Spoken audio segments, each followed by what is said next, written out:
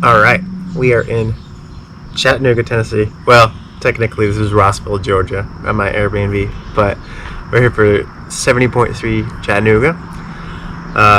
This is going to be my second 70.3 of the 2022 season, and my last kind of big one before Des Moines Ironman. Pretty stacked field.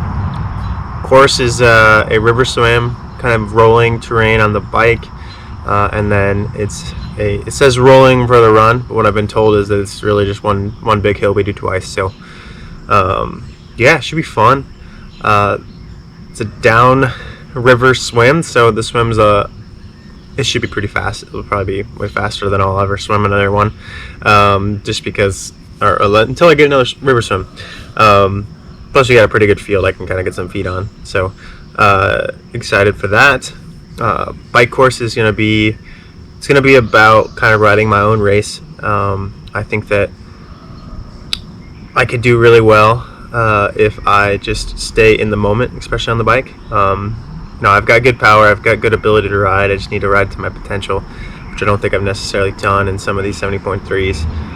And so just kind of knowing where my limits are this time around. Oceanside, I definitely blew up. Just between going in and out of that penalty and just laying it down. So goal is going to be to kind of monitor that a little bit, because I am excited for that run. Once we get off, I think that with it having a bigger hill, hopefully that'll zap some people's legs, and then I feel pretty confident going up and down hills. And I think I can run my way into a pretty good position. I don't think I'm going to lose too many positions from the swim to the run, but hopefully we gain positions. We'll see what we can do. But yeah, with the field we've got here, again, I think that maybe this is going to be a day where a top 20 is something that's spectacular. But I'm really just looking to see how many people I can beat, and so whatever happens, and just every single person matters. If I set out to put a place down, I think that I'd be disappointed if I was, sitting in 30th coming off the bike, and I'm like, oh, I'm not going to catch 10 people. But I also may be coming off, 15th, and it's like, oh, well, I still want to catch people. So, that's kind of where we're sitting. Should be fun. I'm here with my dad and Tracy, so I've got a crew to help me out, so that's nice not to be solo for this one. And then, can't beat the weather. It's gorgeous. Although it's supposed to rain potentially on Sunday, so it is what it is. We'll get through it, but either way, yeah, thanks for your support.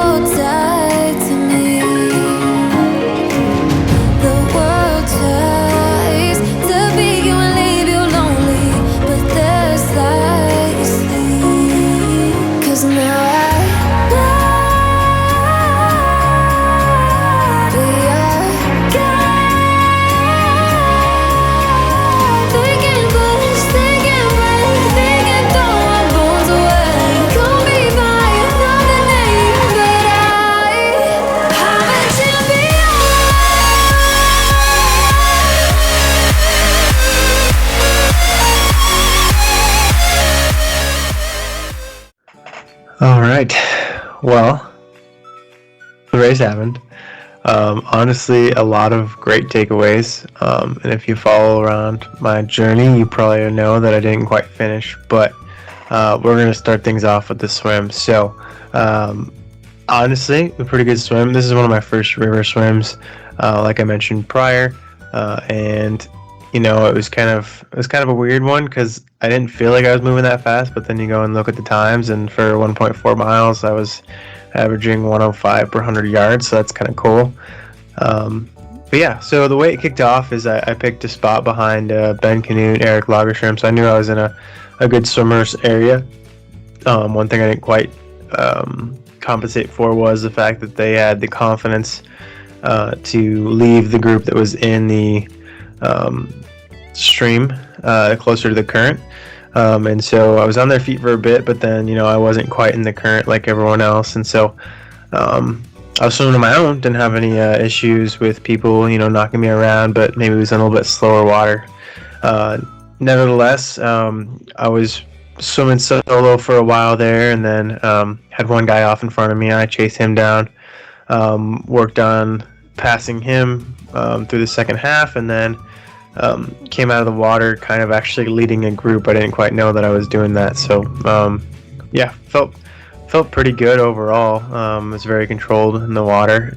Came out 21st, which in North American Champs is pretty good. Transition, it was quick. I actually had no issues, got the swim skin off, cap goggles and everything taken care of, and then we off onto the bike. This time around on the bike, I had a pretty good bike actually.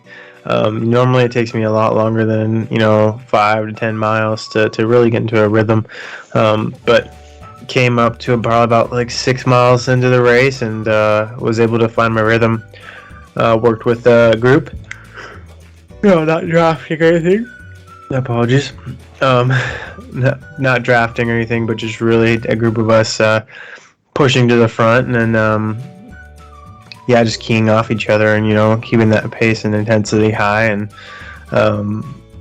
it was well within myself, which was really good. And through the first half, we were probably close to 25 average, and then basically as soon as we got over the hill around 25-26 miles, I took the initiative and started just hammering, and then there were two that followed me, so that was good.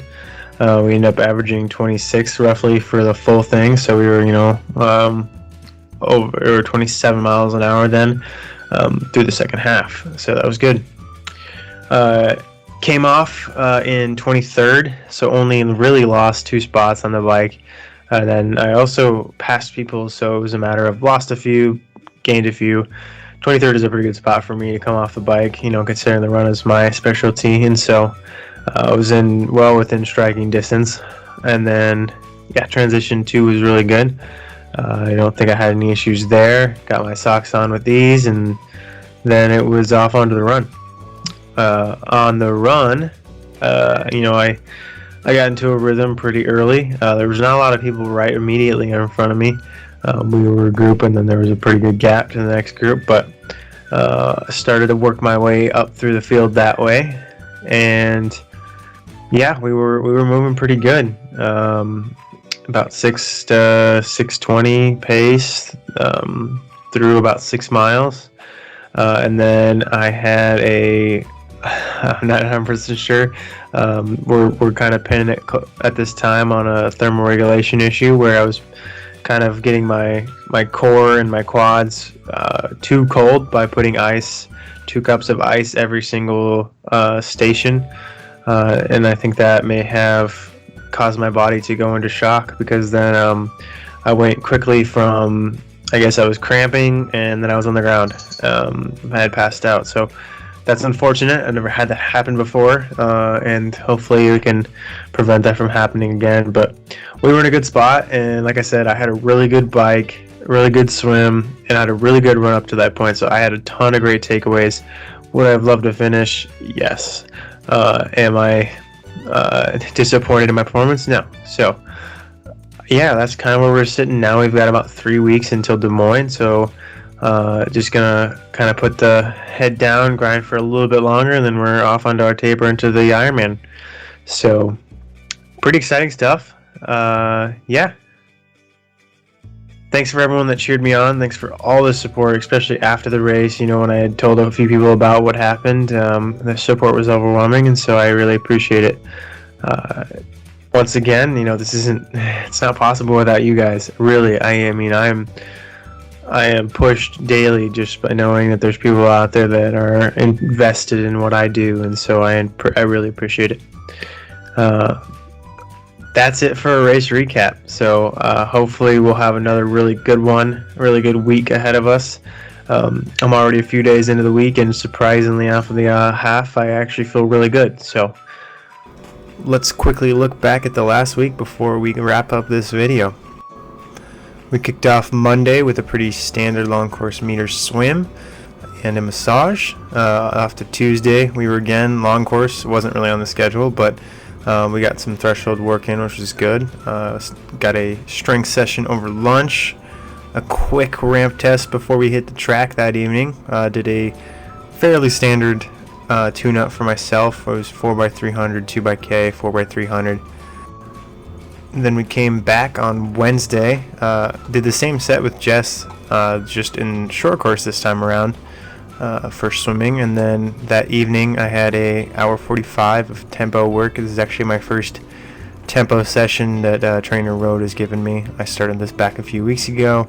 I'm really enjoying not having to think of bike workouts because I've already got to do that for a lot of the run workouts and stuff like that. So yeah, after that came into Thursday, standard speed day in the pool, and then we were heading out that evening, so I did a quick easy run with Elise in that morning, so that was nice, able to get that before heading out a little bit later than I had planned.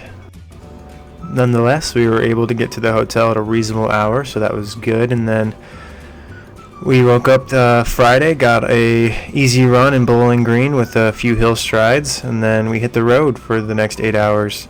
Once we got into Tennessee and / Georgia, our Airbnb was in Georgia, so I was able to get a little spin around the town. It was a little bit hillier than maybe I expected, but good little ride. And then it was on to Saturday, where we did pretty standard procedure, pre-race, spun around for about like 49 minutes with a few pickups here or there. The run was a little bit shorter because it was also just really hilly, so I didn't want to cook myself there, so I just did I think it was like 3.5, so that was good. And then we had the normal pre-race antics downtown, pro meeting, all that jazz, and then it was off to the dam to grab a pre-race swim. Then there wasn't much left to do, so Sunday did a shakeout as I normally do, and then headed down to the course after a little breakfast, and then it was a warm-up to the swim. And yeah, you guys already kind of know how the whole thing went, so won't recap that, but yeah, that was our race week. So hope you guys enjoyed the video. Like, comment, subscribe, and we'll see you next week.